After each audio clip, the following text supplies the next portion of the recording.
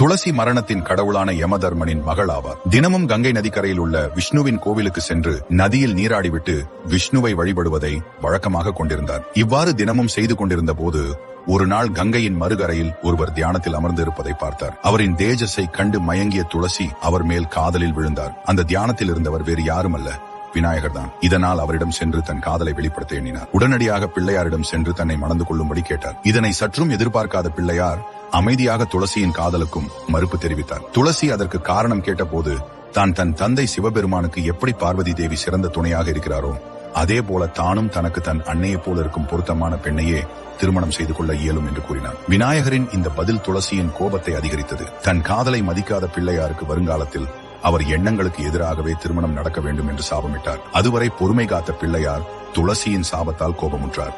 எனவே வருங்காலத்தில் நீ ஒரு அசுரனை தான் திருமணம் செய்து கொள்வாய் என்று துளசிக்கு சாபமிட்டார்.